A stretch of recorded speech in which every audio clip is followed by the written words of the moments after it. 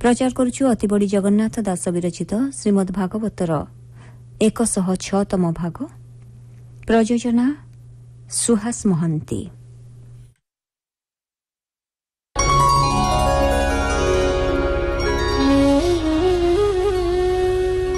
नारायणं नमस्कृत्य नरं चैव नरोत्तमं देवीं सरस्वतीं व्यासं ततो जयमुदीरयेत्। मूकं करोति वाचालं पङ्गुं लङ्घयति गिरिं यत्कृपातमहं वन्दे परमानन्दमाधवम्। मैत्रेय कहउछन्ति जे भगवान ध्रुवंकु मृत्यु परे ध्रुवलोक रहिबा पई वर देले। शिशुमार चक्र तांकर रहिला पूर्ण अधिकार। ध्रुवंकु वर देई भगवान अंतर्हित होइगले। ध्रुव 36 सहस्र वर्ष बंचिबार वर लाभ करी घर को फेरी आसंते तांको आदर पिता कोल करिनेले। मैत्रेय उवाच ध्रुवकु राजयोग्य चाहि बांधव सुहृदव साई सर्वसम्मते महातेजा राज्य पुत्र को कला राजा स्वभावे विष्णु तेज बल भावे नमन्ति दिगपाल हेमहि तले जेते राजा ध्रुव चरणे कले पूजा। जे शिशु मार प्रजापति ता कन्या भ्रमी गुणवती रूपे कमला नोहे सारी विवाहे ध्रुव ताकु बरी से कन्या गर्भे पुत्र दुई कल्प बच्छर बेनी भाई द्वितीया भार्या इला नाम रूपे गंजई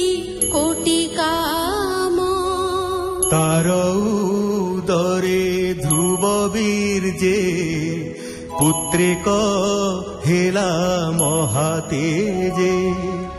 उत्कल नामे से कुमार स्वभावे महायोगेश्वर ध्रुवर कनिष्ठ उत्तम रूपे भुवने नाही सम से दिने अश्वे बसी मृगया अर्थे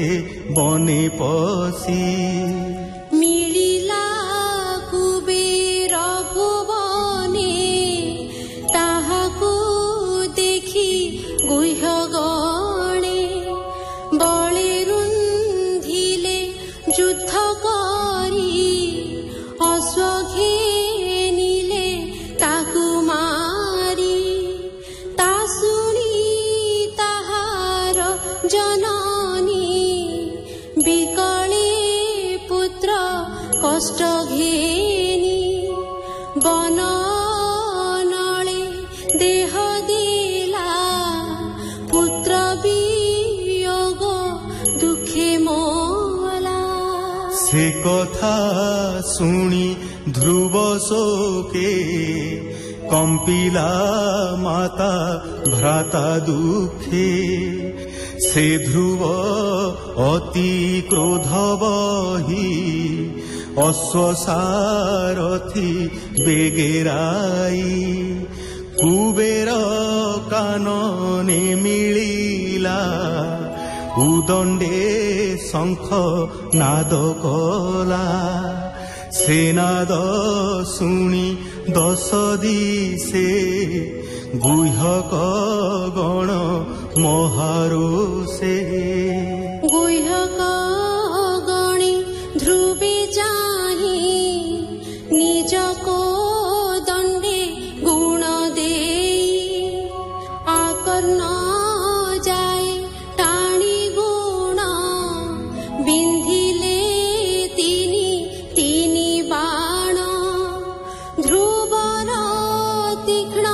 बाण बळे पडिले गुह्यक सकळे ध्रुव नाराज तीक्ष्ण मुने गुह्यक पडिले सगणे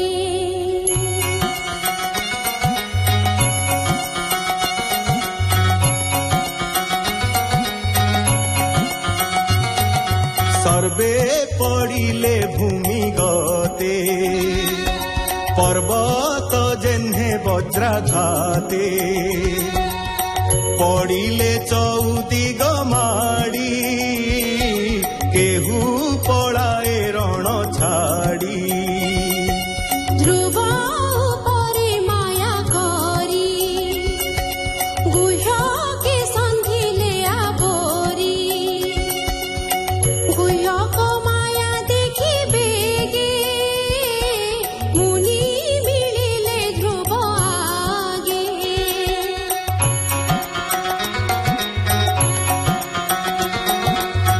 मुनिगण उवाच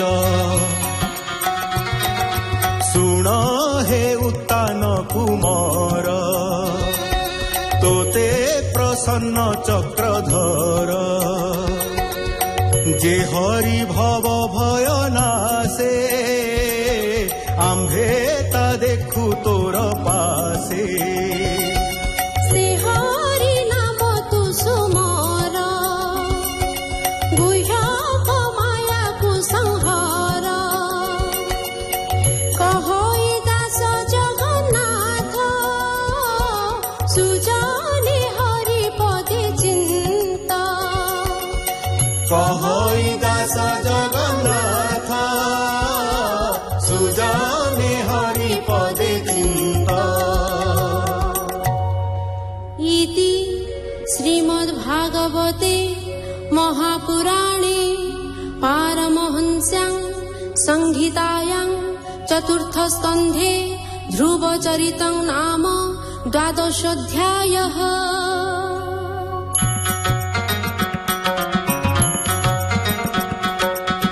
मैत्रेय उवाच एमंत मुनि वाक्य शुणी ध्रुव आनंद मने गुणी सुजने करिया चमन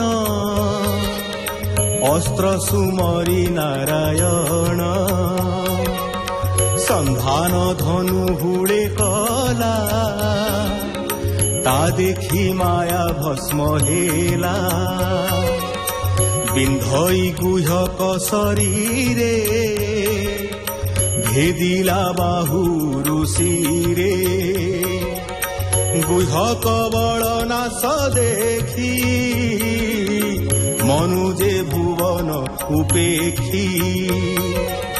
गुह्यक गणे दया बही बोलंती ध्रुव मुख चाही